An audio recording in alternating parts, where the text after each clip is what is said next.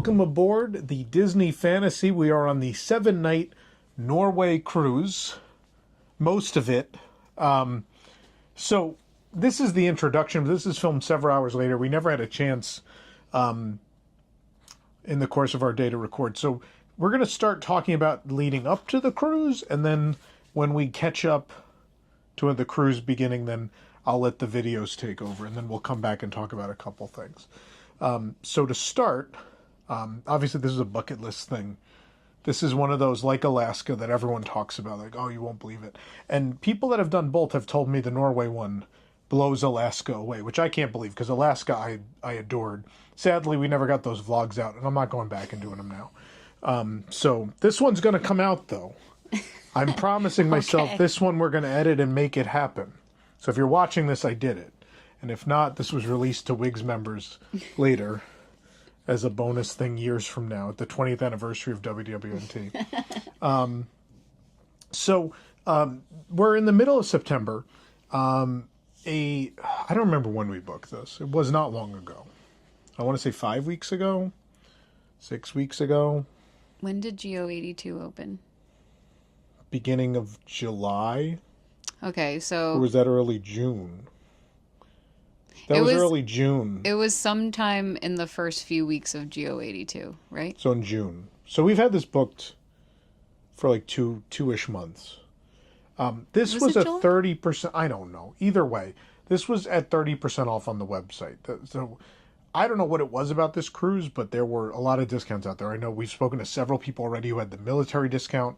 We had the standard discount, the 30%. I have talked to enough people that I know on the ship who booked a cast member discount, which was great. The ship feels very full now. So I think they did their job and got it full.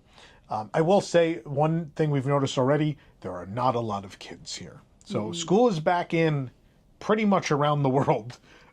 There's some, don't get me wrong, some kids were taken out of school for this. But this seems like an adult-heavy cruise, which I would have thought of the Norway itinerary anyway, especially in September. But I would think generally the Norway itinerary, maybe I'm wrong. Maybe people do bring their kids to Norway. I almost think the Mediterranean one feels more like a kids and family thing, but maybe I'm wrong about that. I don't know. I'm not an expert on this. I just think September is harder to take your kids out of school so soon. Yeah, no matter what. Yeah, like it's just a harder time to pull them out. If you've done an earlier Norway Disney cruise in the season, please let us know if there were a lot of kids. I'd be curious to know. But either way, so we booked several weeks ago, and we decided this vlog series will be part of a much larger trip, which includes not only this cruise, but also some time in London, some time in the Netherlands, going to the Efteling. More on that in several episodes. Very excited. And then also your first trip to Disneyland Paris, which I'm also very excited about. This is an exciting trip. This is a lot and a lot of firsts for both of us. I'm getting petted on the arm. It's a romantic moment of vlogging. They didn't have to see that. Sorry. I just wanted someone to know Tom Corliss receives affection from someone. Anyway. I digress. So we got in yesterday morning, and we took a car service. It was only yesterday. Yeah, we took a car service, and it was a weird, interesting car service in that you could add on tourist destination stops. Yeah. Like they advertised it as like you should go to these two places. You booked this, so you know more than I do. Yeah, so you're able to decide to do like Stonehenge or Windsor, or there were other kind of nearby tourist destinations that you could do. You could do London if you wanted. Yeah, but I think because these two were out of the city, but also like on the way to Southampton, it would just make sense to do them. Like I in the past, I've done these two locations with a private service that would just like take you in a charter service to multiple stops in England on a bus. So this was cool that we just got the airport private transfer out of the way. Our main focus was just being here for the cruise on time. Yeah. And we were also able to do that on the way, which is great. But given our crazy itinerary going forward, I think I was a little concerned about not seeing enough culture, which sometimes because of my job is difficult. We're now not off center. We're off center again because the boat is rumbling. The ship. More on that later. Oh no. That's the cabinet door. If I swing that open, it won't do it.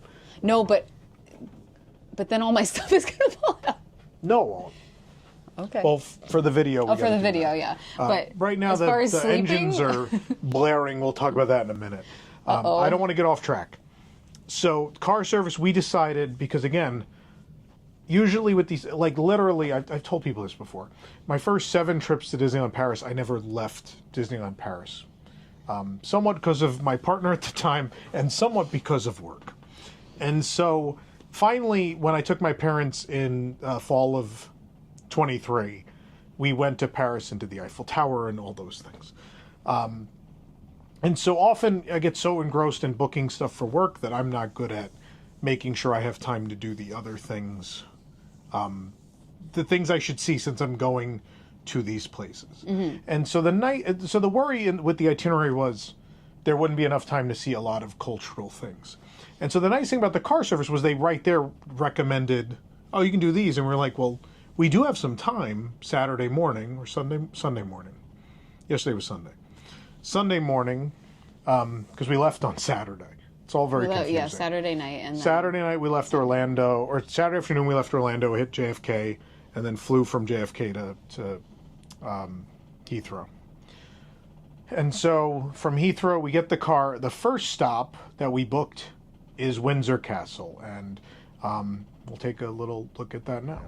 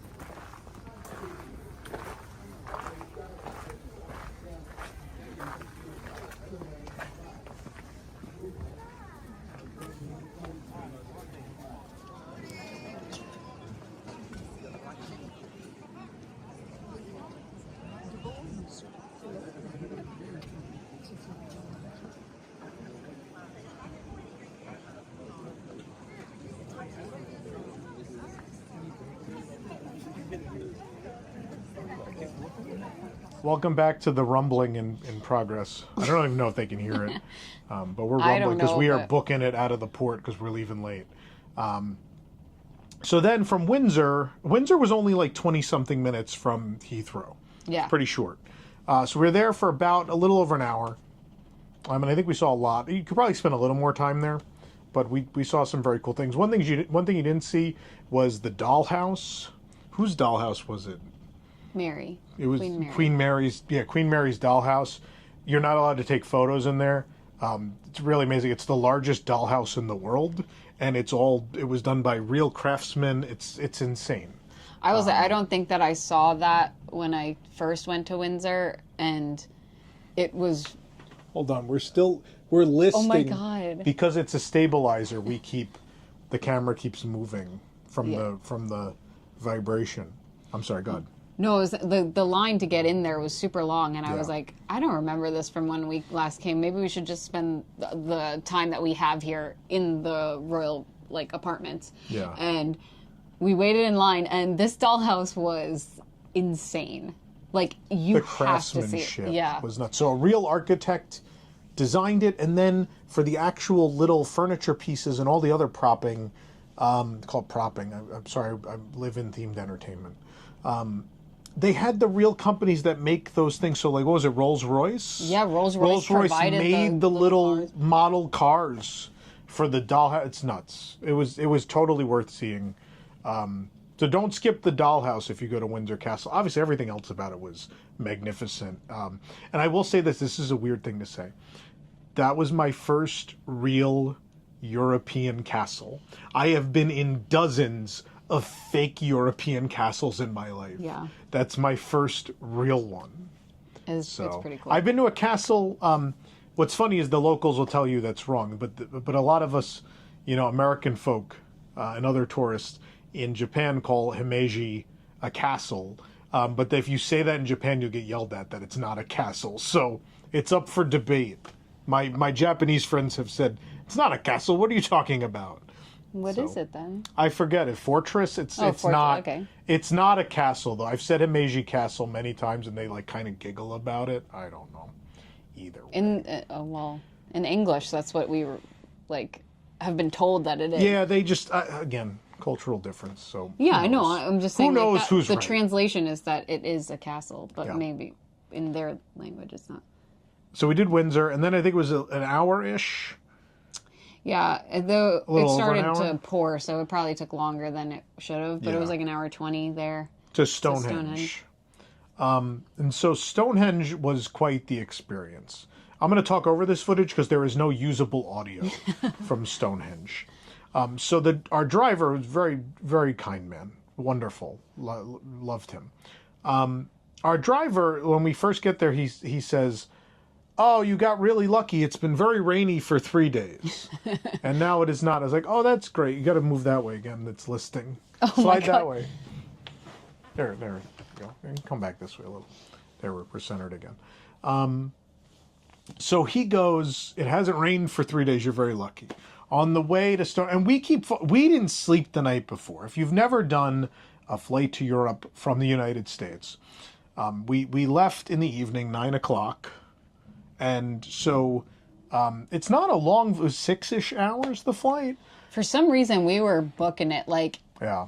I mean, a lot of times they account for taxiing time, but we were supposed to be 7.5 hours there.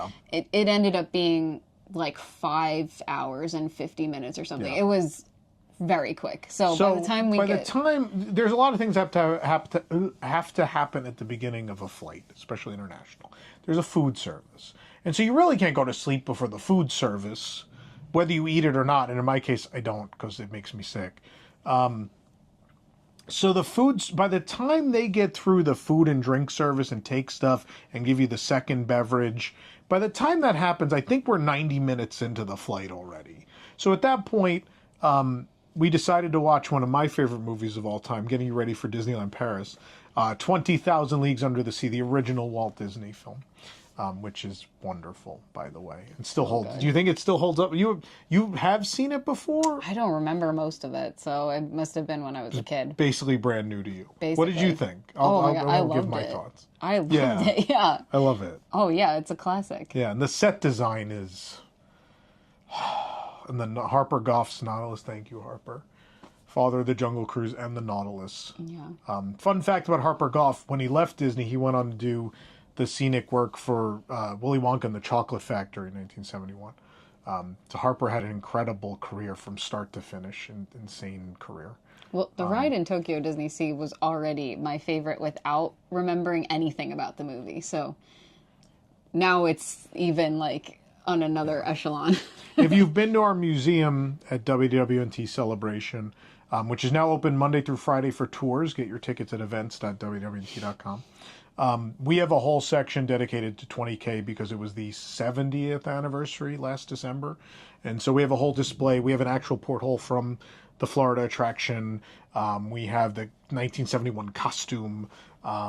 We have the original Walt Disney World board game. We have pieces from the Paris attraction, the walkthrough, which you'll see for the first time in a few days. Some pieces of not actual props, but some memorabilia from the Tokyo attraction, etc. But I'm a big 20K guy. That's my thing. So anyway, we're getting way off topic. So we watched it. By the time we watched that, I was already falling asleep in the middle of the movie. And that was the 1 hour of sleep I got, but it's hard to and then they wake you up for a snack service an hour before landing. So it's real hard to get sleep. So we didn't sleep. And so because of that, we probably fell asleep, not on the way to Windsor because it was only 25 minutes, but between Windsor and Stonehenge, and between Stonehenge and here, we fell asleep. But either way, so we wake up and it's raining. After he says that, we pass out. Yeah. And we wake up and it's pouring. And I'm like, of course, you jinxed us. Now we're in trouble. It's kind of the right weather for that. It's appropriate. I mean, that's what the weather is like. No, here. but the wind I know our was UK viewers bad. are probably laughing yeah, that's the norm. The whipping wind. The wind was when we got we got to tell the whole Stonehenge story. The whole Stonehenge story must be told. So we get there. It's been a while since we've been anywhere, so we use the restrooms. Come out of the restrooms, and you've pre-purchased tickets. Yes. So I pre-purchased on the way because I thought that would save us, because we technically only have an hour there. That like the driver's very accommodating. He'll stay as long as you want, but like we want to keep him on his schedule, so we're like within an hour and change. Yeah. So you pre-purchase the tickets, and when you get to the ticket office for Stonehenge, which is a thing, there's a left side line, which is those without tickets. And the right side is for those that already bought tickets. You just scan and they give you the thing to get in and you go. I don't know what was happening with the people ahead of us. There was only one group ahead of us, and the ticket buying line was very long. I think everybody was buying memberships or had purchased a membership and needed to be... So, legitimately 20 minutes we are standing there waiting, and we've purchased tickets. The entire people with tickets line, or without tickets line, is gone 4 times over. So we made the mistake of doing the thing they ask you to do, which is buy your tickets in advance. We had been hosed. I don't think that'll be everyone's experience, but that happened. So then, at that point, the people are finally finishing up, and the lady in the next window sees that we've been there a long time, and she pops out a middle window like the guy behind the door in Wizard of Oz, like a weird opening pops open. It's like, nobody sees the wizard. Anyway, so she comes out and she goes, "Oh, it'll be faster if you go in there." And I'm like, "They're just finishing up. Could we just wait here?" So we go into like this office, and it's the office where they manage the annual passes to Stonehenge. And so the people, and to all English heritage sites. Yes, that's what it is. That's why the annual pass. But the person, there's a process to it, and so I'm watching now. The lady that was behind us in the other line they finish and she moves up, and I'm like, now we got jumped on top of this. So now we're at the 25-minute mark, and I'm just making jokes. I'm like, by the time we get out there, it'll be gone. like it'll fall over finally. In that wind, yeah. Anyway. It was like 30 mile per hour. So I'm making jokes, and she probably heard me behind the counter. And so she finishes with the gentleman. She apologized for how long it's taking. And at that point, she goes to scan our tickets, and her phone scanner thing is frozen. And so she puts it down. She goes to get another one. The other ones, they're both sitting on the counter now, frozen, doing the spinning wheel thing. And she knows, like, we've been there a while. And so she just goes, "I'm just going to write the number down. Here are your wristbands. Please go." It's like, "Thank you so much." And at this point, she explains it. She goes, "Well, now you have to take the bus to Stonehenge." And my face drops because when I went there as a kid, I mean, I probably should have looked this up to make sure that I am correct about this, but when I went, you were able to just drive right up to Stonehenge, leave the tour bus or the car, and go look at it and get back in the tour bus or the car. You don't get to touch or go near it, but you go somewhat close to it, but you can't walk amongst it. No, we couldn't go touch it or anything. But they're better about preservation now than they were. They're preserving the land around it. Ago. Apparently, the land around it is important as well. So so now you have to take a bus to a location, and only the buses that are from Stonehenge can go there, which it's very smart. So I'm glad that they do that. But like, I had no idea. I'm like, I told this driver that we would be back in like 20 minutes. We told him this will be much faster than the Windsor stop. We're already at 25 minutes. There's a museum part, so we want to breeze through the museum part to understand what we're looking at. Not that Stonehenge is a thing you couldn't look online and find out more about. I'm sure we could find all sorts of theories. They built this nice exhibit. I'm like, I don't need to see this. I know the aliens made it. I know, please. So let's just move on. So now if you've watched my vlogs over the years, I'm a flat earther and I believe in aliens making Stonehenge. Yeah. So either way. So we go through the museum for like 5-ish minutes, and we get a gist of it, and I'm like, we should go to the bus. Go to the bus. Thankfully, there's no wait for the bus. We go right on the bus. Bus takes us to Stonehenge. When we get out, the wind is blaring, and the rain is heavy. And so, like, I have to hold the umbrella in front of me. The rain's coming forward, coming from in front of us. If you even had the umbrella tilted slightly towards like a regular angle for the umbrella, it flipped inside out. So we had to go like that against the wind. Yeah, and so this part of me is dry. I'm wearing jeans. The jeans are gone. They're soaked through within 90 seconds of being out there. It's a little bit of a walk. I would say like a 2 to 3 minute walk. You imagine in very rainy condition, that's enough to ruin your clothes. And so we're very wet at this point. Yeah. And we get to Stonehenge, and the wind is coming from the direction the stones are in. Yeah. And so I have to move the umbrella to see. So you'll see in the footage I'm showing, the umbrella pops into view a little bit. That's me trying to at least block my face while I film a little bit of Stonehenge. It is very cool to see.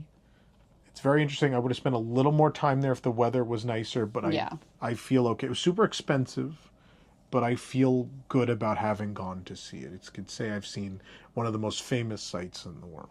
Yeah.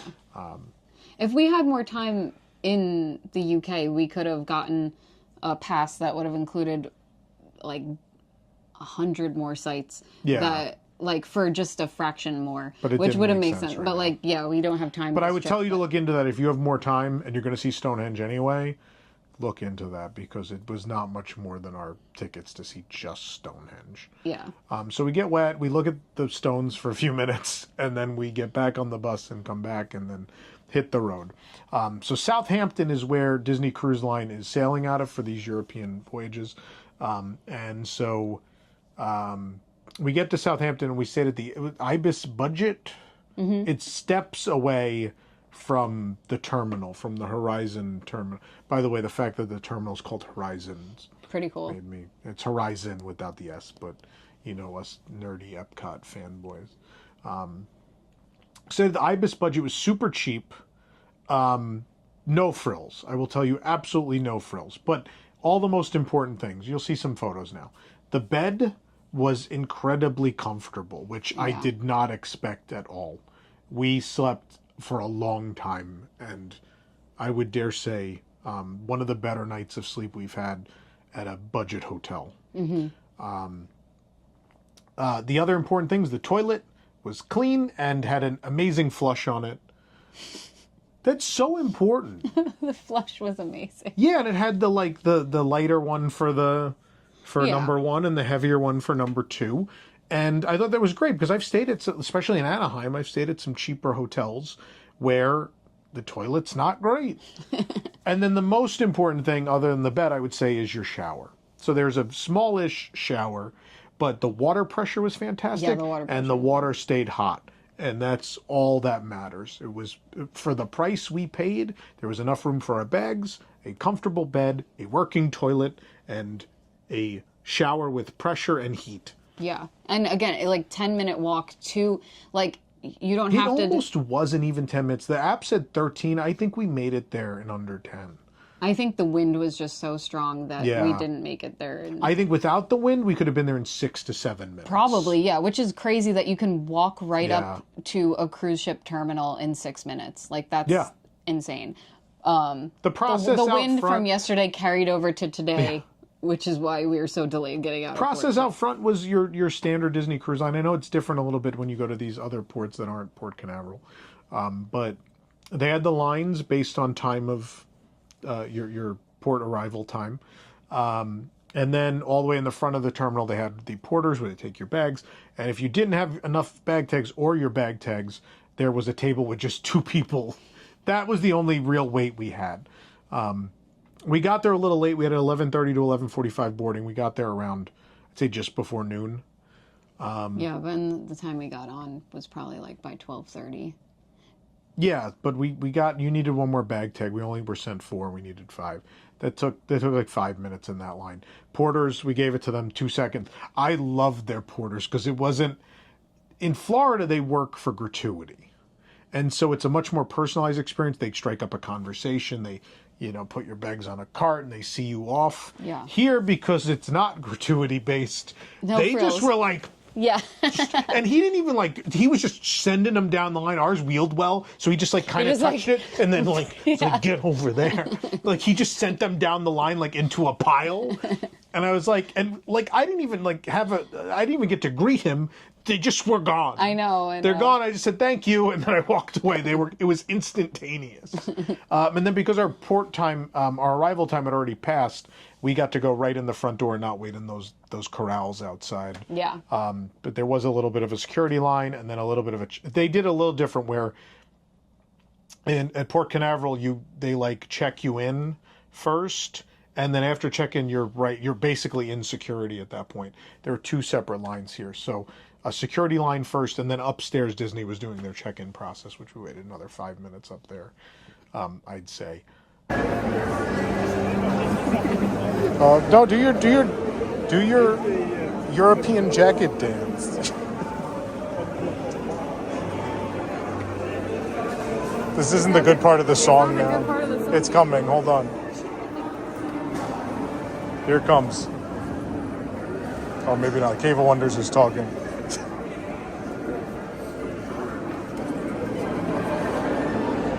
There you go.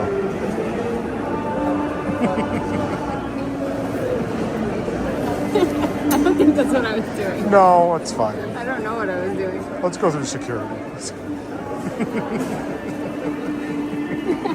But all in all, probably a half hour out there. Probably. I mean, we came right at by the time we had tagged the additional bag, the 12:15 wave was coming through. So we ended up behind we had the to wait 12:15 through like people. every single person that was in that. But like if we came originally, we probably would have walked. If we were in. 10 minutes earlier, we would have probably waltzed in because we would have been perfectly between groups. But still very efficient. Like, they let the fast. 12:15 group go very early, though. I think they let them go. They did, either right at noon or slightly before. But so that would just indicate how fast they had gone through the noon line. I think they're good at like looking at like, okay, how many people have checked in? Like, how far along are we? All right, let's start doing the 12:15. Let's just start going. Yeah. I think that I could be wrong, but I think that happens more so. Maybe it's not true. I've seen them blow through groups a lot earlier than planned at Port Canaveral, so I won't say that. But I haven't spent enough time sitting in the port in Port Canaveral because usually my group's already called or called immediately, and so I don't know for sure, but I feel like with that big of a line, they let them go pretty early. But neither here nor there. Oh, the old family. Disney has singers of more than Roy's family.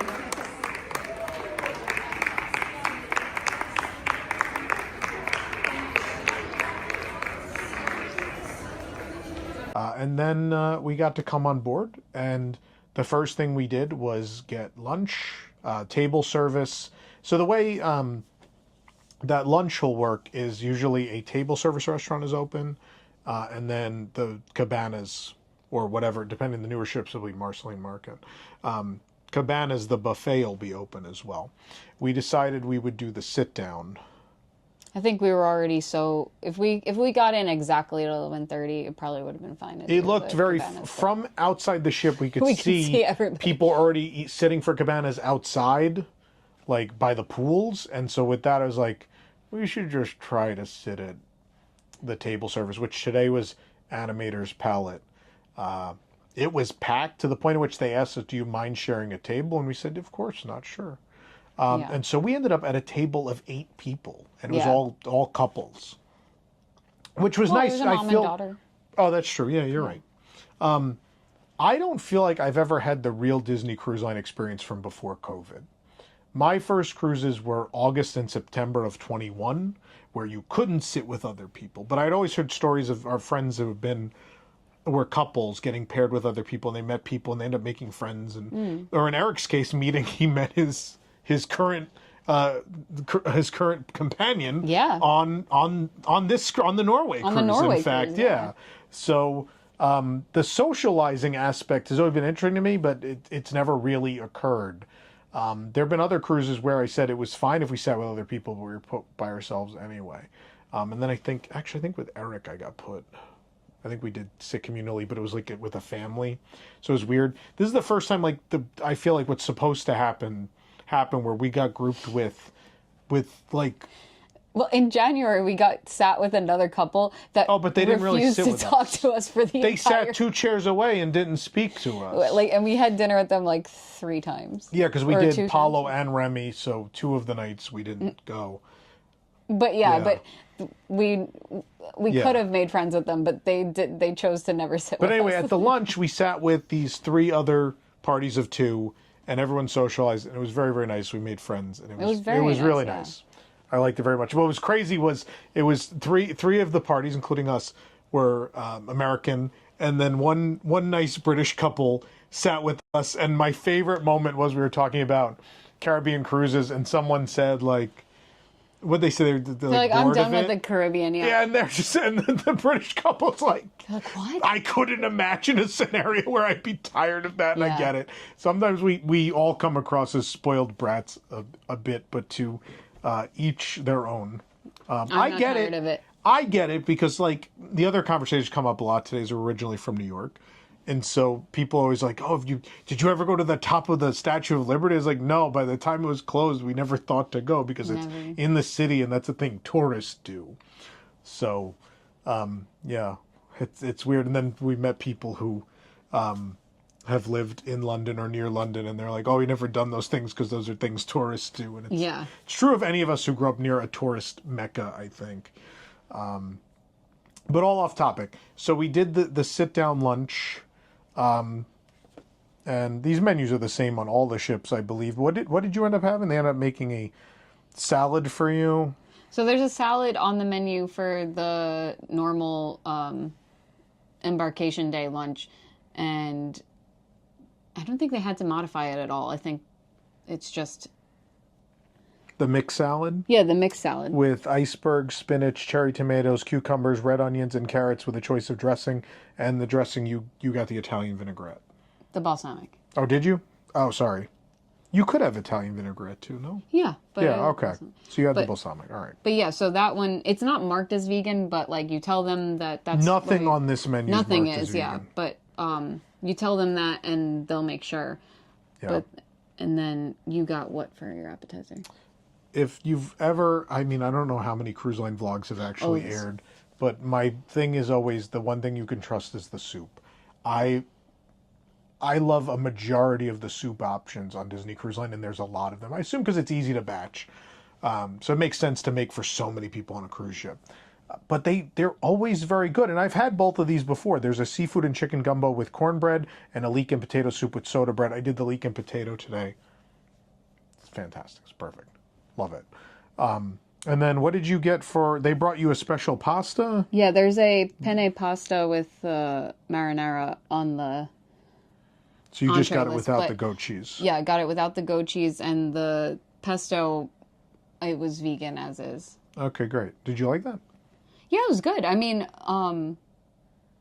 like for something that's pre-made, like it was really good. Yeah. These are... Rotational dining's not going to change your life in most cases. I want to get that out of the way. I know what was funny when I did Alaska, we went along with a... agent from Be Our Guest Vacations. Shout out to Be Our Guest Vacations. And she had worked on the cruise line for many, many years, so was used to the food. And I had said, again, my cruise experience only being post-COVID, I had said, I don't think the rotational dining is spectacular. She was surprised about that. And then 2 nights into the Alaska cruise, she looks at me and she goes, Tom, I think you're right. I think it's gone downhill. And I was like, I'm so glad you said that. Number one, I appreciate that validation because I am often worried. I've been worried throughout the 18 years I've done this that I would recommend something to someone or tell them not to get something and they would feel differently. And in 18 years, I've gotten like 2 emails ever from people that said they felt differently about a meal. And those made me feel bad because I take, I want to make sure people get their money's worth and have a good experience. But food is subjective sometimes, and it's subjective, and people could have a bad day. Yeah, but overall, just not turn out that great. Yeah, it happens. But overall, I think to that point, I've been on several cruises, and I did not think the rotational dining was very strong. I've had things that I really loved, but overall, I was unimpressed after 15 years of people telling me. You won't believe, or 20-something years, you won't believe how good the food is on the cruise. I think it's good. Like it's acceptable. It's not. It's I no think frills. It's gotten slightly better again since I started, but I think it was real rough for a little while. Maybe. I mean, I think like Worlds if you of could Marvel tell is still absolute garbage. by like quality of meat, Yeah. but like I don't have to worry about that. I just have to worry if something's like oversalted or undersalted or, you know. Yeah. But I had the salmon salad, which I think I said to you privately, but we're at a shared table. I said, I've had everything on this menu. And the nice lady across the table goes, oh, yeah, what's good? And I'm like, oh, no. Because the other problem with cruise line is sometimes they source ingredients from different places because the ship is going places. And so they may not be able to get their usual shipment of something. And so I'm worried at that point because I'm like, uh-oh.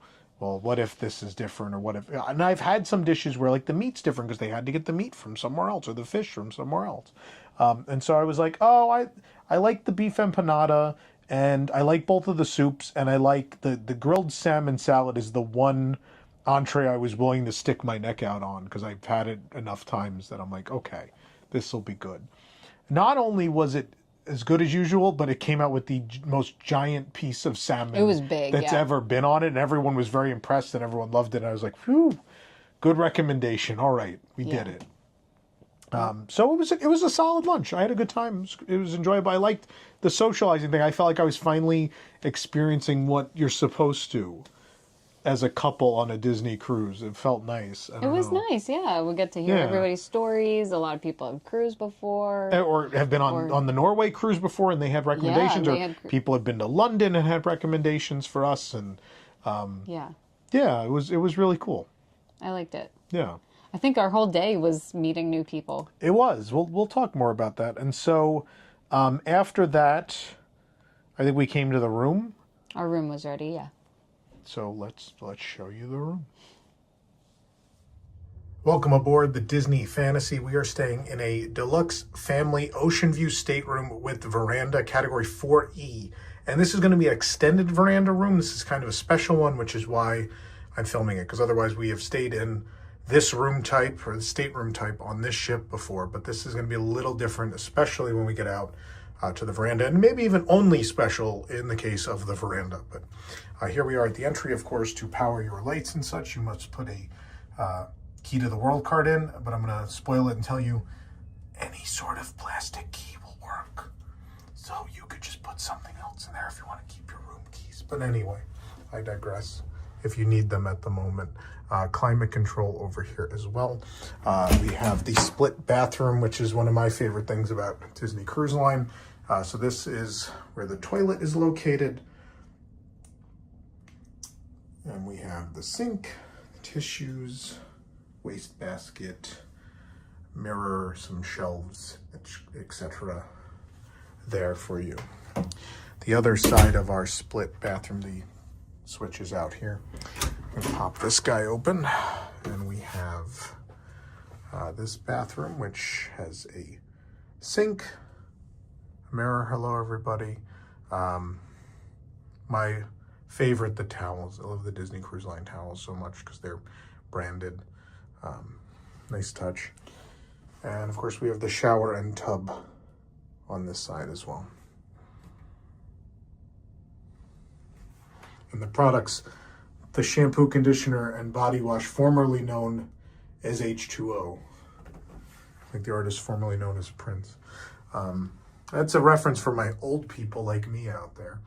We also have the Mickey nautical knot shower curtain, which is lovely, lovely. There's a full-length mirror on the back of this door as well, or inside of the door, I should say. For closet space, we have two closets. This side, there are life jackets up here. We have lots of hangers, space for a bag here. There's some shelving and the room safe. And in closet number 2, we have lots of more room to hang stuff. The light is above closet 1, so this one will be a little dark. There's no light inside, and that's why our frame rate has changed on our camera. A couple of shelves and more room for bags here as well. Yeah, there we go. Our frame rate's back to normal. Over here, we have a couple of drawers. We have some shelf space here and 2 cubbies up top. If you get an adjoining room, that's where it adjoins. There are some hooks to hang jackets or robes or of the things of the sort there. Here is our bed.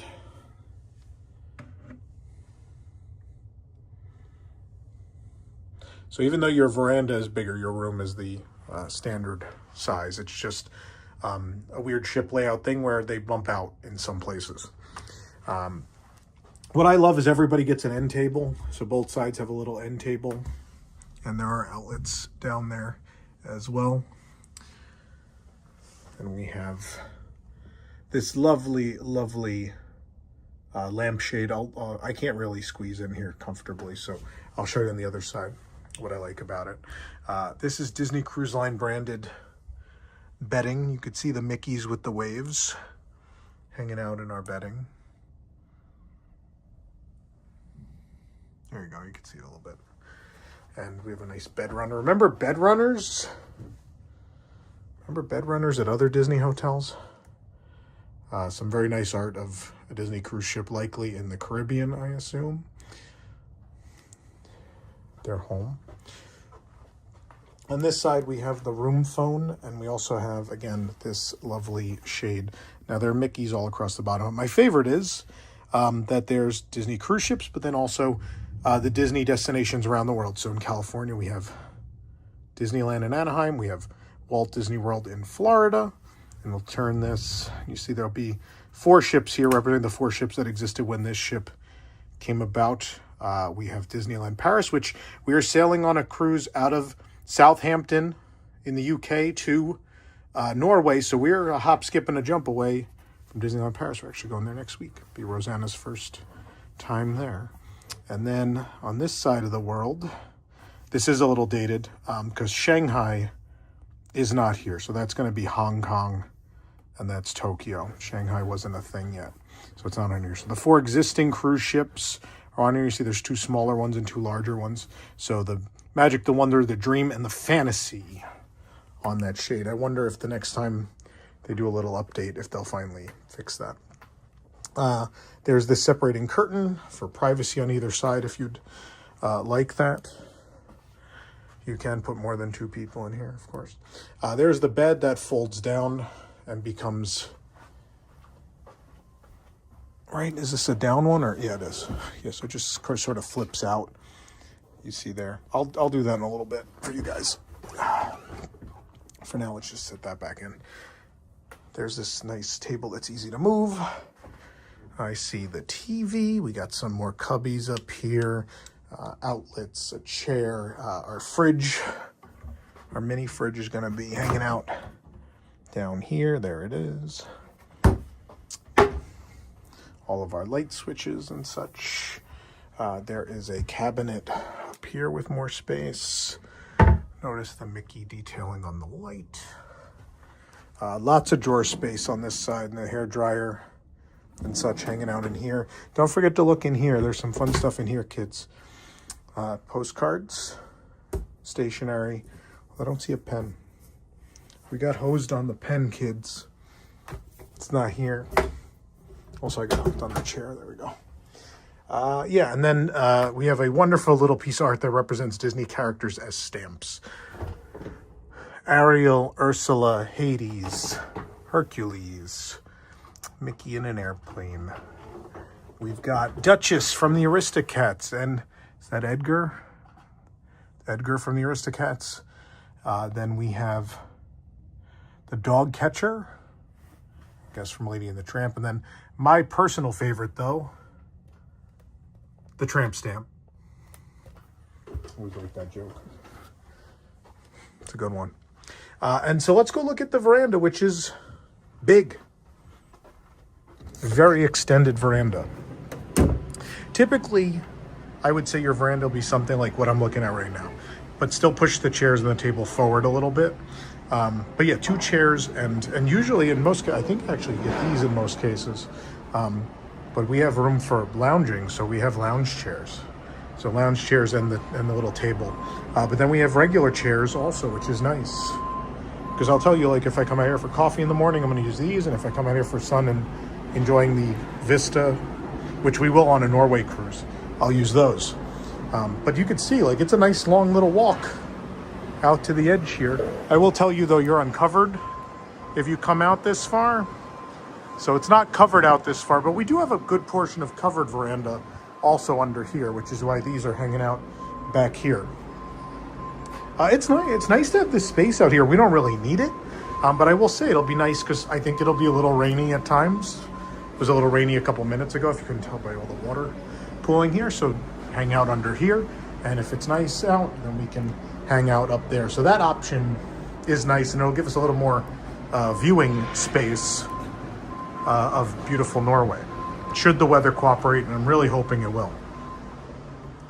But that is our room. So, as you know, for the most part, standard for the category, standard for the room type, but with that extended veranda, which is nice. But either way, I think comfortable enough for a cruise. I will note there is some room to put bags underneath the bed as well.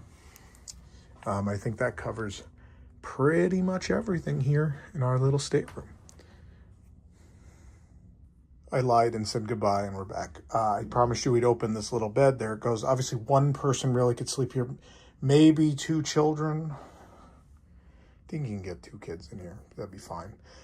It's a little narrow. It's plenty long, though. I'm over 6 feet tall, and I've slept on this, and it's perfectly fine, is what I will say.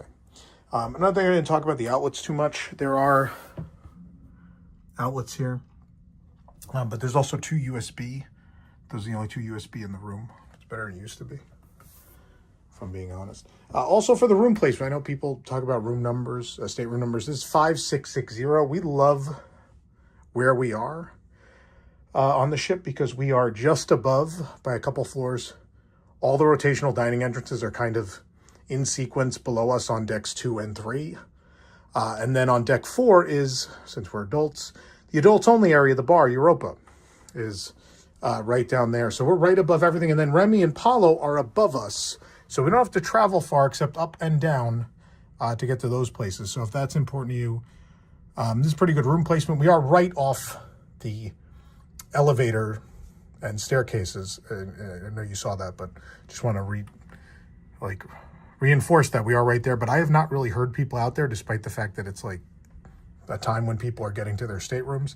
So soundproofing's pretty good.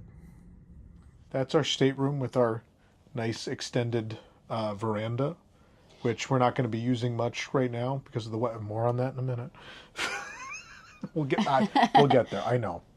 So we got the room.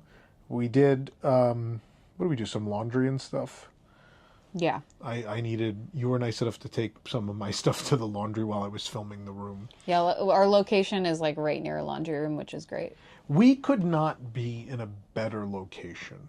So we're just off the elevators, which could be bad noise-wise, but I will tell you, the whole time we've been in this room, I have not heard anything from out there, which is crazy. No, the only thing we have to worry about is if the vibrations happen all the time. So they happened when we left, but now I think we're at a nice cruising speed, and I don't hear a thing now.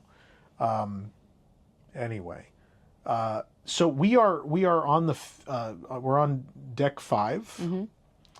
Mm-hmm. If we go down to deck 4, right underneath us is Europa. That's the adult-only bar area. Yeah, so we're deck 5 aft. Thank you. Deck 5 aft, so towards the back of the ship. So right underneath us is that, which means if I don't want to use the restroom in my room, I could go to the Spain bathrooms. You can go to the most beautiful bathrooms, and they are I am convinced they are the most expensive Disney bathrooms ever built. I know Cruise Line said they were their most expensive ever built when they were, but I think it's got to be company-wide. So the Europa bar area, and you'll see more of this throughout the vlog, I'm sure. It's all European themed. They're all different venues celebrating Europe. So there's the Tube, which is very UK. There's very London. There's Skyline Bar, which changes to all different European cities. It's old news at this point. There's Ooh La La, which is like the French champagne bar. There is is it La Piazza? Is that the Italian like center bar that looks like a carousel? Yeah. I think it's La Piazza. It's all very nice, but between, and then O'Gill's Pub for the UK as well, which I love because who doesn't love Darby O'Gill and the Little People? There's also a weird connective tissue between Darby O'Gill's and Periscope Pub, and we'll save that for another day. Did you explained that in the January one? But we didn't air that, so I'll have to. Are you not? We're going to go air back over things this time. Is what's going to happen. Because now I've turned over a new leaf, and I have to be better about getting these out. So in between O'Gill's and La Piazza and the Tube are the restrooms, and it's a whole like city street of restrooms, but it's themed to Spain. And so the outside, I don't even know how to explain the exterior of them. It's like this sandy, like free-form terracotta sort of. Isn't it Gaudi, like, architecture? Yeah, I think you're right. But some Barcelona. of them, yeah, some of them are individuals, some of them are shared. It really depends which door you open, and they're not well labeled to my knowledge. Maybe I've just been too drunk. They kind of look like little pods. Mm-hmm. They almost look like you're on Tatooine. Yeah. Like you go through this hallway and they're you're little like... dome houses almost. Yeah. And inside each of them is hand-laid tile art. Mosaics, yeah. Mosaics. They are incredible, of matadors and dancers, and a lot of them are different. They're unbelievable. Floor to ceiling tile murals. Beautiful. Enveloping you. They must be seen to be believed. They are my favorite restrooms on earth. And it's probably more time than most people would spend talking about bathrooms, but Disney is all about the little details. And this is one of those just fantastic, unbelievable things that got to happen, that I love, that someone creatively had the idea and that management had the belief in the project enough to give them the money to do it. They would never do it again either, because can you imagine how much it costs to maintain them? Even every individual stall that you go in is like a circular door that you close. But I tell you what, I've never waited to enter. There's always one open. I know, but I'm just saying, like, the amount of money. Like, what if one of those doors breaks? It's on like this custom track that you. Yeah. It's a lot of custom fixtures, but that's what this company was built on. Yeah. That's what, since the opening of Disneyland, especially like our generation, 80s, 90s, was all about, all the furniture in the parks was custom. Everything was custom. Mm-hmm. So it's part of the game. Now, not so much, but a wonderful, weird thing that happened. Why did I go off on that tangent? Oh, because I'm talking about where we are. The location of our room. So that's right below us on 4. Right below us on 3 is the entrance to Royal Court, which is one of the rotational dinings. And then just down the hall from Royal Court is Animator's Palette. Mm-hmm. But then if you keep going down the same staircases to 2, actually you can't go down to 2 via that staircase. You have to then go down the staircase in the middle. But still right there off that Royal Court entrance, there's the staircase to 2. And that's where the entrance to, it's Enchanted Garden on this one, right? Because they're almost the same, but they have different names on the two ships. Enchanted Garden is right underneath. Then on top of that, straight up on 12 is Palo, Remy, and the Meridian, which is the adult dining and the lounge attached to the adult dining. So also we are directly in line. Oh, and Cabanas too. We are directly in line with like almost everything we could want other than Satellite Falls. Which it's going to be too cold to go to the pool anyway. It's too cold for us to do the pool anyway this cruise, so it doesn't matter. But tremendous placement. I love where our room is. I kind of like the game of the guaranteed category, because it's just like you're surprised a few days before your cruise and you're like, oh, that's fun. There is something like, it's sort of like that Christmas morning thing where you don't know what you're going to unwrap. Yeah, because there is something to it. If I would have chosen, I would have chosen where we had the room last time, which is polar opposite of where we are right now. Yeah. But like, this is a different experience and it'll be fun. But we also would have paid 30% more, so. No, but what I'm saying is, if I knew, because I knew I liked that, but we might like this just as much. But for 30% off, I mean, we'll play roulette. Yeah. Yeah. But veranda, it was a guaranteed veranda, which was important. I wasn't going to do Alaska or Norway without a veranda because it's all about the scenery. Mm-hmm. And so having your own personal, not that there's not public spaces, but I'll tell you, in Alaska, the problem I had was on the top decks. When people knew something was coming up, they all jammed in and you couldn't even like get in there to see the thing. So I was like, I'm just going down to the room to look at the scenery. I can't fight these people. So we didn't get the panoramic, but you could see out the window. And I was like, I would tell you, I would highly advise you not get an interior stateroom in Alaska or Norway and spend the extra money and make sure you can see. I haven't even done this one yet, but I just tell you based on what everyone said, make sure you can see outside. Alaska for sure, I will tell you again, because it was everyone just fought to be up against like the bow or the aft of the ship to see certain things. But that's the room. We'll continue on with our day now. We did some laundry, some other things, and then we've never done this before. We went to. Should we talk about going to? We talked about going. What we had to do in between. We had the muster drill at 4 o'clock. Yeah, we did the muster drill. That was in the tube, and then at 4:30 was the Sailaway show, which we'll show you now. Hello, Disney Fantasy! Hello, Disney Fantasy! My name is Yo-Yo, part of the entertainment crew staff team. Also, I should say, your Disney Fantasy host.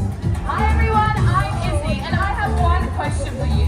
Who here is on their first ever Disney cruise? Let me see those hands.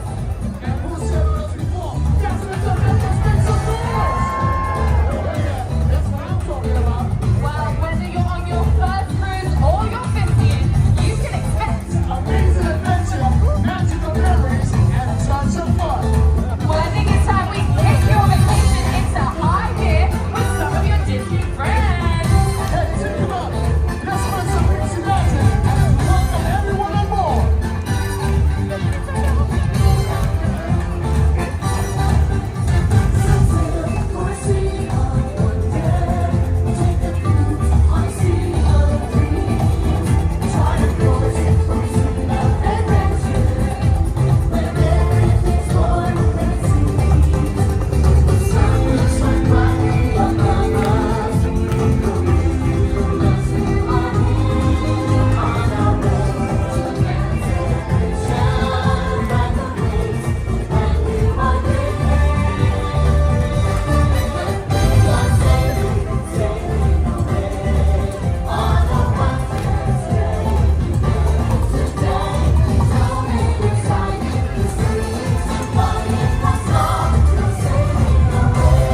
All right, everyone, it's time to welcome some of my favorite Disney friends.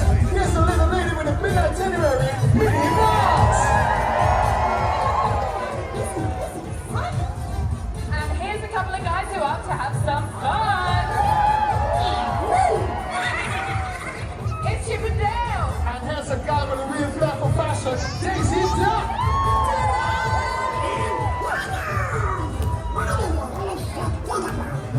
Oh, we can never forget about you, Donald. Don't forget about us either. It's Goofy and Pluto. What up, dogs? Oh, and last but certainly not least, Mickey Mouse. Hi, folks. Come on, everybody. Let's sail away. Let's go.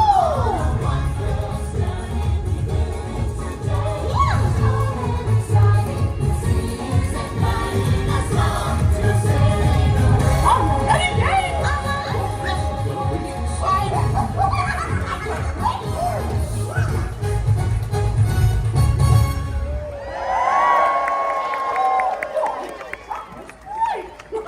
Well, if you think that was great, get ready, because it's time to have even more fun. I'm talking to all you kids out there, big and small. If you're ready to have some fun, make some noise! Wow, that is impressive. Then let's kick it and show them how it's done. Okay, then, here we go! There's a party going on.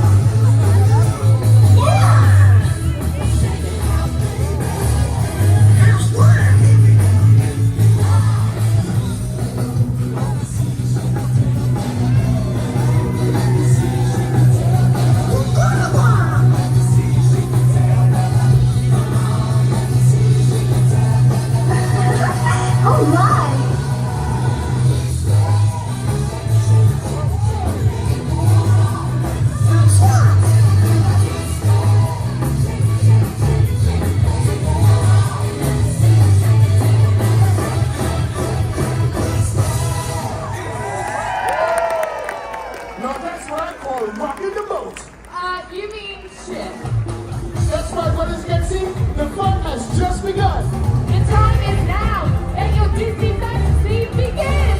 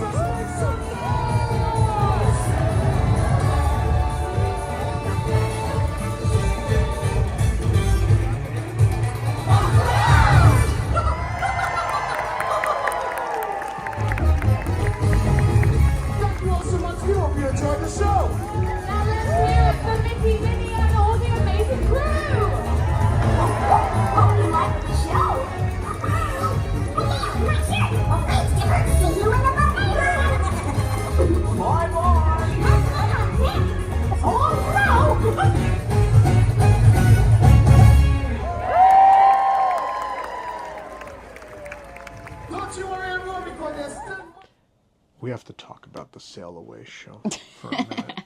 I'll let you talk. I didn't know the content of the Sailaway show on this ship. When I went on this ship in 2021, they may have not been doing it, or we missed it for some reason. Maybe because of distancing, they couldn't do it. So the Sailaway show has a number of pieces of music in it that debuted first in other places. That used to be the Disney Cruise Line thing. The early days of Cruise Line, Remember the Magic from the 25th of Disney World played and was reused. Different lyrics. This was a trend that really kicked off around that time in the 90s. Because they used to steal the Tokyo music and change the lyrics and they wrote it. But and there's probably some of these that are from, some of those songs are probably from other things at Disney parks around the world, and I don't even remember or know. But I lost it in January when Clap Your Hands started playing. Clap your hands. There's a party going. The reason I went insane was when I was a kid many, many years ago, the Odyssey at Epcot. You all know right now it's open for food and wine. And it's the Muppet Labs, and it's basically like the the Brew festival Wing center. Lab. Yeah, it's been so many things since it started being open again. It was the Epcot Preview Center for a little while, the Epcot Experience. But for a while it was seasonal. And for a long time it was closed before that, for many, many years. Except for like private events. Like if your dessert party got rained out at Epcot, you end up moved in there. Epcot 30, I think, we did that. And it was crazy because it was never open at that time. They moved us in there. And I was like, spent the whole time just being like, I can't believe we're in the Odyssey. But when I was a kid, the Odyssey was open every day. And it was a character meal with a show. And the song, when I was a kid, was Clap Your Hands. So I thought that song was lost to time when that went away in the 90s. And then we get on the ship and they start playing Clap Your Hands. And I just like pull it on your arm. I'm like, they're playing Clap Your Hands. And you're like, what are you talking? It's not a good song. Because I had not forced you to listen to my bad recording of Clap Your Hands Had I yet. not heard it at all? I don't know. Maybe I played it. You didn't know what it was. And so you it didn't register. I feel now like when it comes on in you the car, play it you're a like, lot. I love it. There's also another song from the Odyssey that's really, truly awful called One World. And it's, you know that one. Yeah. Like, it's insane. But Clap Your Hands. And so, like, all the nostalgic memories. I'm in it's actually in tears in January. Because, like, it's this core childhood memory brought back to life. And there's also a part of me that's just so overjoyed that stupid song survived somewhere. Like, it's in 2025, it is It's still so weird alive. that it's still, yeah. But then, so in the January cruise, we had a lot of guests from Japan on the cruise. Yeah. And so the song directly after Clap Your Hands is from Mini Oh Mini at Tokyo Disneyland. And like, and then they're all in tears, and so I'm laughing. I was like, look, we're all the same. No matter Disney fans from where in the world, we all love to hear things that remind us of things we miss. And it was like this very meaningful moment on the deck of the Disney Fantasy. But it's a very cute little show. I'm sorry we didn't have the best view today, but we fought our way up You the have stairs. footage from January? I don't think our view in January was much better. No. So probably not. So we did that, and then we came back here to get you got ready because we booked something I've never done before, which is the Palo I should get the pin. Prima Notte. I have photos of the pin. Okay. They'll show them. It'll be better than you trying to walk up there and show it to them. So the Prima Notte, I think, did I screenshot it the other day before I booked it to note like the price and everything? I hope I did. I did. Good job, me. It says it's a 60-minute experience. Were we there for 60 minutes? Were we there longer? I thought No, we were longer. there 60 minutes. Oh, it was exactly. They've got a real. We stayed really, like 15 minutes longer because we were to having talk, good but it is really a conversation, 60-minute offering. It's $85. Ages 21 up. Your standard Palo is $50, but this is a whole different thing where it's 4 courses of bite-sized delicacies from Palo and 4 curated wines. It's also like very small, considering like you only take up that upper portion of the restaurant. You don't take all the it window wasn't a ton of space. people. Yeah, so $85 for that. And I thought it was spectacular. They gather you in Meridian, and then they bring you all in, and you end up getting a very, again, quintessential Disney Cruise Line couples experience. If you're a party of 2, you get paired with somebody. Yeah. And so we did. We met a nice couple there as well. And yeah, so it's 4 little courses of. Did you write everything down too? I wrote mine down, yeah. Oh, okay. I've got mine. So let me look. And so it's supposed to be like a little tour of the world over 4 courses. Of You course, get the- Rosanna is vegan. I think we said that already, but in case we didn't make it clear. You get the welcome champagne drink. There was a welcome champagne, which I don't know the brand because we didn't get to take a picture of that bottle. No, we didn't. But it's all about like learning basics of wine making and of certain types of wine. And Some of them aren't basics because I think that's the one where he was talking about the process of them. Like, is that the one where he said they eventually like slowly over time tilt it so all the sediment and everything ends up Yeah. at the top of in the neck of the bottle, and then very quickly they like they flash freeze it. yeah, and then so they have a long label on the top because they never know how much is gonna make it. Mm-hmm. That was really it was fascinating. cool. I wish I could find. I'm sure if I look that up, I can find the brand. But that didn't happen. Or we could go ask him. We could go ask, but this will be out already. So the first, then they begin the wines, and the first bit of food was yellowfin from Southampton. So it's locally sourced yellowfin, which there was a mustard and honey like combination with what they call mostarda, dry fruit sort of paste underneath.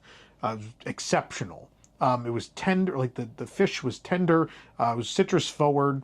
But then you also got the sweetness from the dried fruit underneath and the complement of that tangy mustard.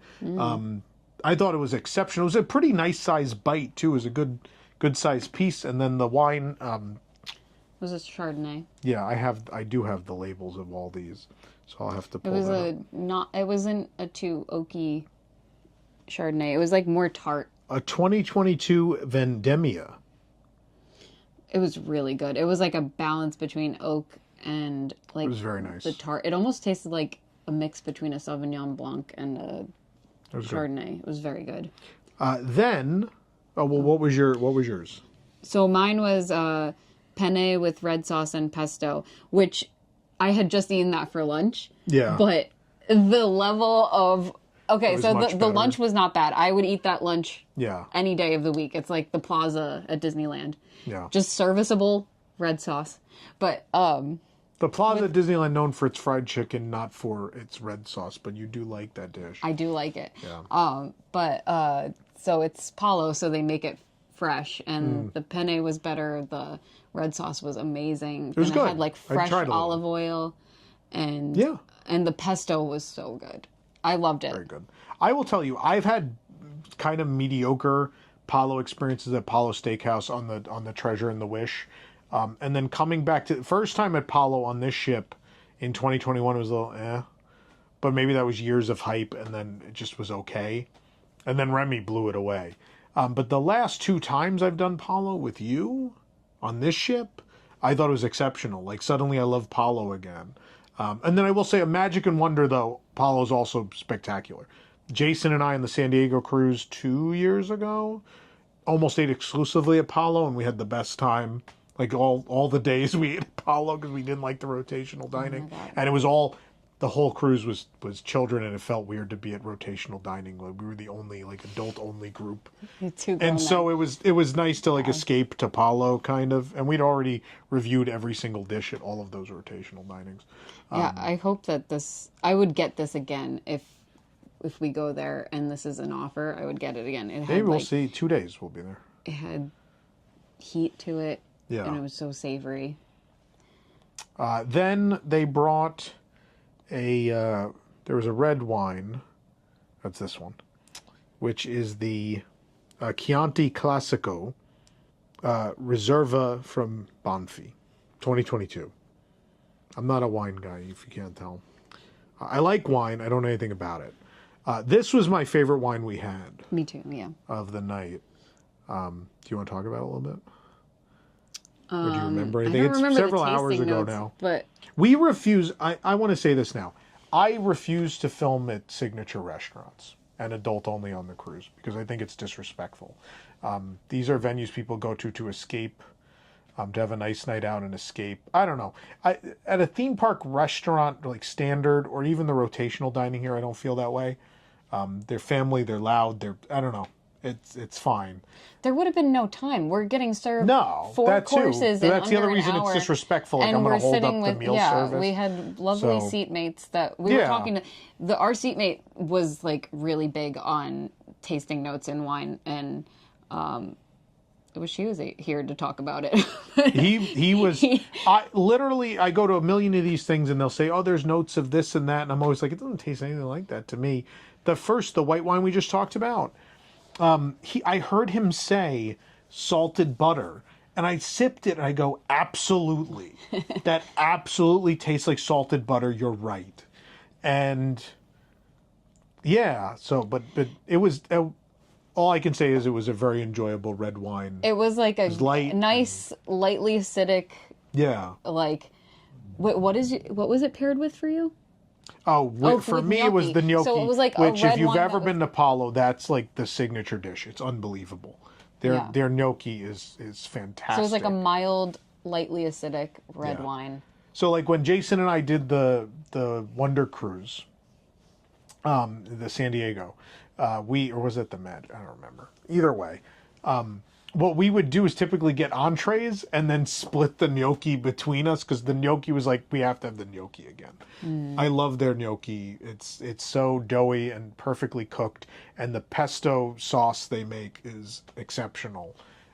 Highly recommend. I'm probably end up getting it in 2 nights anyway. We'll see. Maybe I'll get something different. I don't know.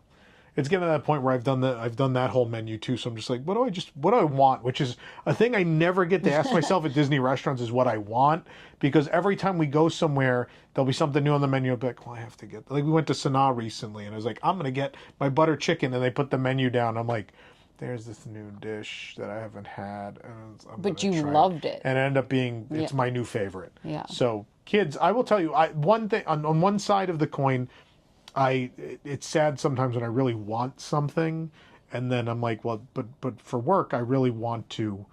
I like to be able, when someone comes up and asks me, or you message in YouTube comments or email me or whatever, I like to be able to answer your questions. So I don't like to have blind spots. And so I try to experience as much as possible. So part of that is if I go to a restaurant, I haven't tried something, like I should try it, even though I'm in the mood for something else. So either way, I'm getting off topic again. Surprise. So we had the gnocchi. What was yours? You had... I also had the gnocchi. Oh, that's right. They just took the pesto away? They pan-fried mine and also put it with red sauce. which again, if the red sauce is that good, you could put anything with it. And I like eat that it. because you didn't have the pesto sauce. They gave you 2. Because I had just You one. had one piece of... Yeah. Okay, so I had Because it's so 2. decadent. It's so heavy and decadent. I guess so, yeah. A But, whole like, plate of that gnocchi. That's why you should split it with someone. Probably it's heavy. It's real heavy. Yeah. Yeah. But they fried it too, so it's even more... But you didn't have the decadent. pesto sauce, so at the same time probably evened out. Yeah. Oh my god, it was delicious. That's great. The next wine we had was the... Oh boy. Maybe this one's clearer. Yeah. Luce? That's the vineyard. Luce della Vite. Della Vite. Della Vite 2021. There you go. It's a Toscana. They called it a Super Tuscan. Yeah. This was extraordinarily rich. It was delicious, but it is a very heavy red wine. Like, it was Yeah. paired with your beef. Yeah. Snake River Farms is where a lot of the better Disney restaurants get their beef from. And so we had a Snake River Farms like piece of filet, I guess it was. I don't know. This isn't written anywhere, and they don't hand you a menu. So, and sometimes it's hard. As part of this experience, the sommelier stands in the middle of the room and explains everything. And sometimes as they're pouring wine and bringing you dishes and stuff, it's easy to miss a word or two Yeah. in between. But either way, it was very, very good.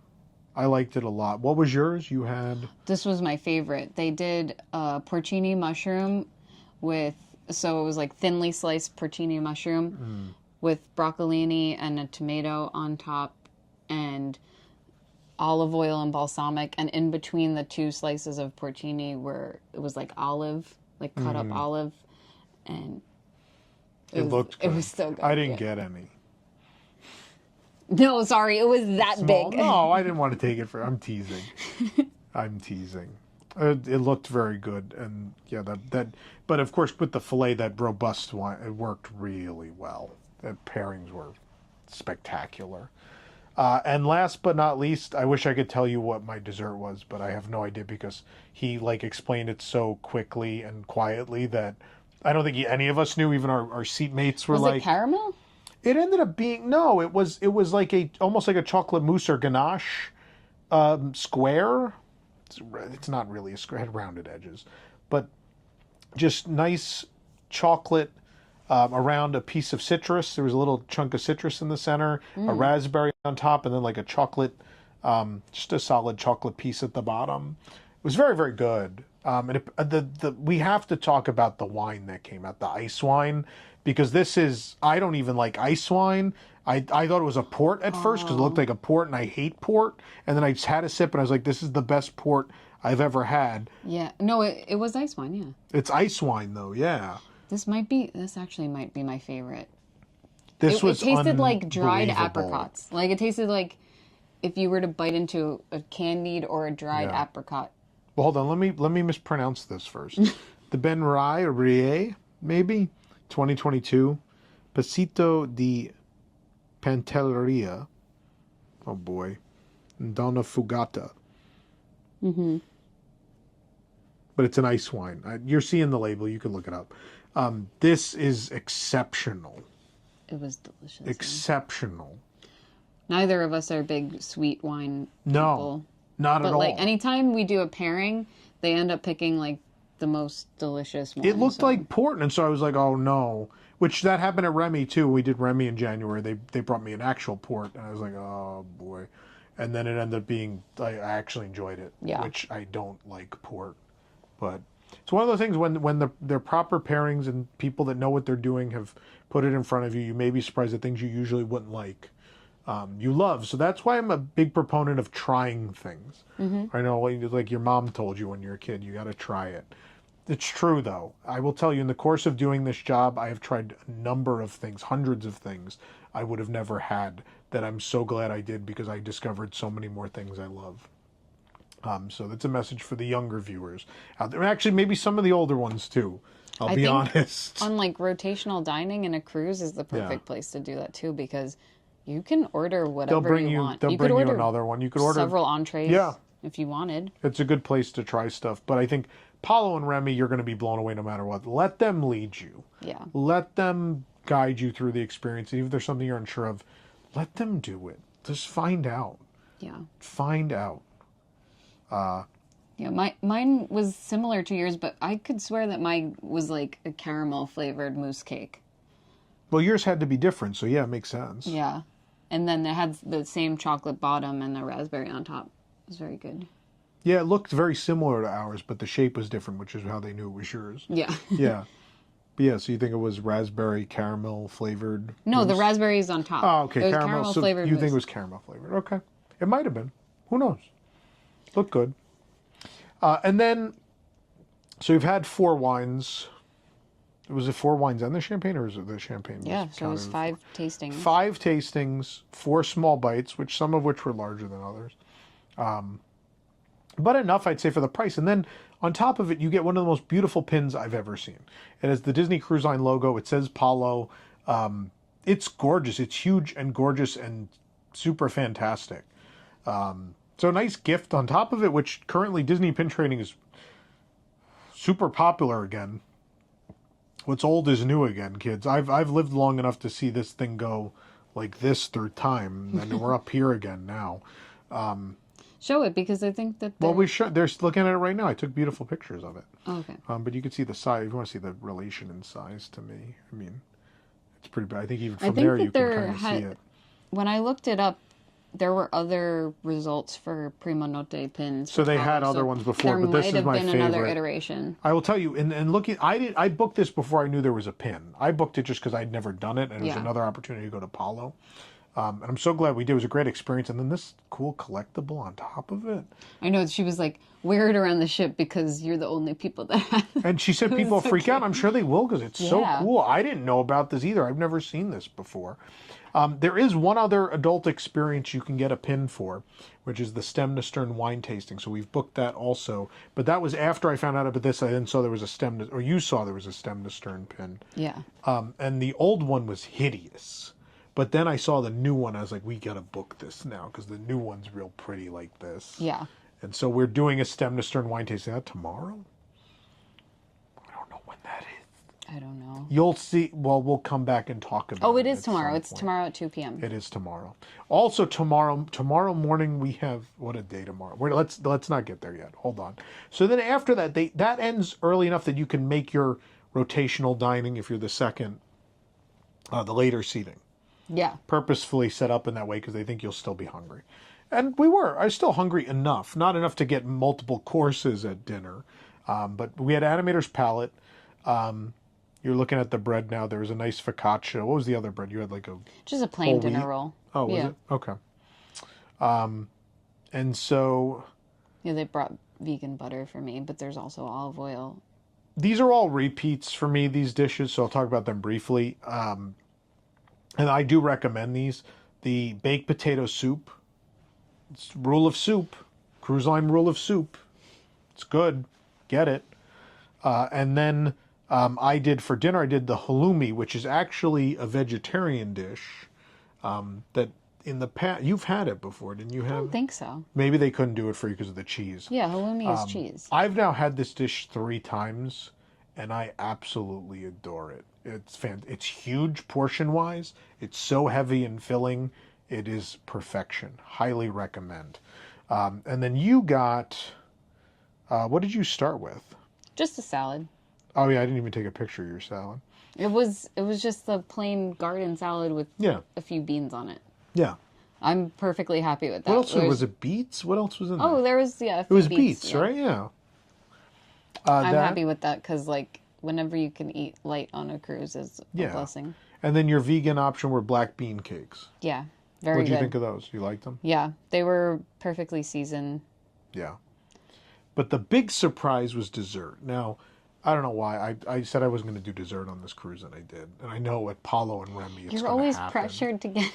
They're always like, let me bring it to you. I did well at lunch, right? At lunch, I had a soup and a salad. Mm-hmm.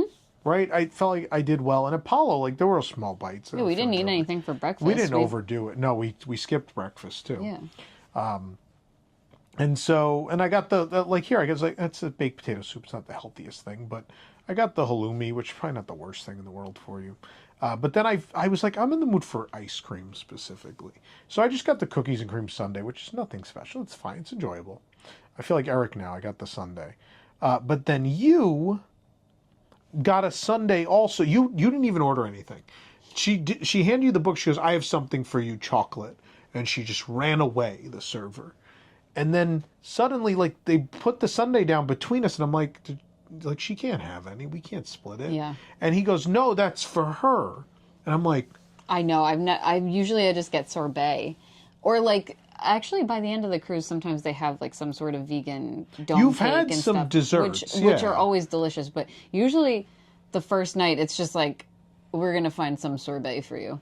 So you ended up with, was it like vegan ice cream or was it sorbet? Yeah, and vegan. Oh, so you had whipped cream vanilla, vegan ice cream, vegan whipped cream, and a vegan like snickerdoodle cookie. Is that what's on top? Yeah. And it's so great. It was so good. Yeah. Aw, you liked it. I did. That's great. We both had this. That's so weird. We never get to both have ice cream except salt and straw when you go and buy a pint of the vegan one. Yeah. Yeah. But it was nice. That was nice. It was a nice little dinner. We have great dinner mates too. We did. We got paired with a nice couple from that live somewhat local, and we had a wonderful conversation with them. It was nice. It's their first cruise. Yeah. It was great. It was a good time. So again, like that, we met so many nice groups of people today that we're now like friends with. I don't know. It feels like the experience people told me they've had, but we never got to have it. So. Yeah, I was always wondering what that was, because well, now we know. Our last time was not like that, and the time before that we were sat at our own table. So yeah. So okay, now in the midst of all this happening, an announcement was made. Aww. The announcement that was made is that our itinerary is changing. That's why it's 11:30 now. We've been recording for a while. Oh my God. It's 11:30 at night, and we only just after 10 o'clock left the port. We're supposed to leave port many hours ago, like 4 o'clock. It is 10 p.m. and we have finally started movement, much later than anticipated. But here we go. We're pulling out.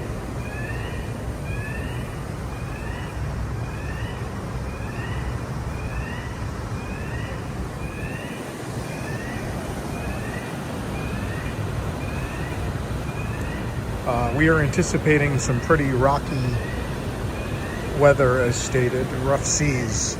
And you can tell it's going to be rough because all 4 of our patio chairs have been jammed in the corner and stacked safely in expectation of what the weather will be like.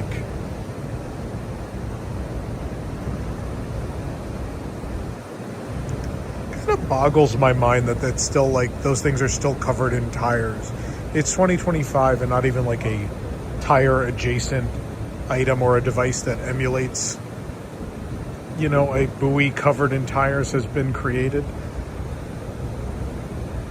And if any broke, don't fix it, right? But I would expect by 2025 that someone had decided to make that something that works the same but without a bunch of tires just strapped to it. But here we go. Goodbye, Southampton and the IKEA in Southampton.